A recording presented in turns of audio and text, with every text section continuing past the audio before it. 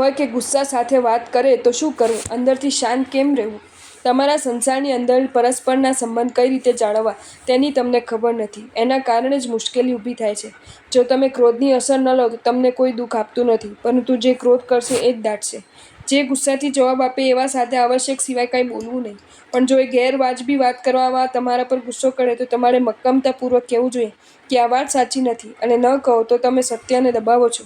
જ્યારે સાચું હોય ત્યારે ચૂપ ના રહેવું જોઈએ. દાખલા તરીકે, તમારે ગુસ્સાવાળો ભાઈ હોય તો એવાની સાથે બિનજરૂરી વાત કરવી નહીં, આવશ્યક વાત જ કરવી. પણ તમારે પૂછવું પડે કે સોદામાં શું થયું, અને જો એ ગુસ્સાથી જવાબ આપે ત્યારે કહેવાનું કે જો આ ના પૂછું તો ધંધામાં જે નુકસાન થશે તે તમારે ભોગવવાની તૈયારી હોય તો નહીં પૂછ્યું. આમ શાંતિથી કહેવાનું. પણ જો તમે ધર્મ કરવા ગયા હો અને ધર્મ માટે ગમે તેમ બોલે તો જરા પણ ચલાવાય નહીં. તમારે મક્કમતાથી કહેવું જોઈએ કે હું ધર્મ માટે જરા પણ ચલાવીશ નહીં, અને તમે ન કહો તો તે વખતે તમને દોષ લાગે, સહન કરો તો પાપ લાગે. ધર્મની દ્રષ્ટિએ વિરુદ્ધ હોય અને એવું કરવા દબાણ કરે તો શાંત ના રહેવાય. ધર્મગુરુની નિંદા કરે ત્યારે પણ શાંત ના રહેવાય. હા, તમારી ભૂલ ના હોય ને કોઈ ઠપકો આપે ત્યારે સહન કરો તો એમાં કોઈ દોષ નથી. બધાની સાથે કંઈ બાજવાની વાત નથી, પણ જ્યાં યોગ્ય વાત હોય ત્યાં જો ખોટી નમ્રતાને નમાળાપણું કરશો તો ધર્મને ખોઈ બેસશો. શાસ્ત્રમાં દ્રષ્ટાંત આવે છે કે જ્યારે ઝઘડુ શાહે કર્માદાનનું કામ કર્યું ત્યારે પત્ની રીસામણા લઈને 2.5 મહિના સુધી તેમની સાથે બોલ્યા નહીં. આ બાઈ ધર્માત્મા છે, માટે આવા કામની ના પાડે છે, પણ ધંધામાં લોભના કારણે ઝઘડુ શાહ માલ ખરીદે છે. ત્યારે તેમની પત્ની કહે છે કે આવા પાપનો માલ હું ઘરમાં નહીં લાવવા દઉં. બાઈ મક્કમ છે, 2.5 મહિના સુધી બોલતા નથી.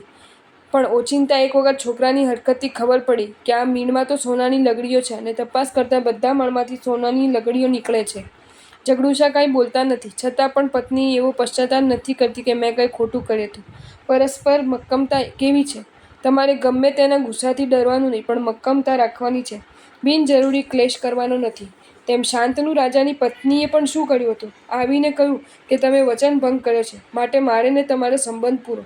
અને મરતા સુધી તે પતિગૃહે પાછી ના આવી. ભીષ્મ એમના એમ પાક્યા નથી. વિચારજો કેટલું સત્વ હશે એ બાઈમાં. મારા ધર્મ અને ન્યાય, નીતિ સદાચારથી વિરુદ્ધ હશે એવા ભોગ પણ મારે નહીં જોઈએ, માટે અવસર સમજી વળન કરવાનું છે. જો તમને આ વિડીયો ગમ્યો હોય તો આ વિડીયોને લાઇક કરો અને શેર કરો, અને આવા જ નવા વિડીયો જોવા માટે જૈન ફેક્ટ્સ એન્ડ સ્ટોરીઝની ચેનલને સબસ્ક્રાઈબ કરો.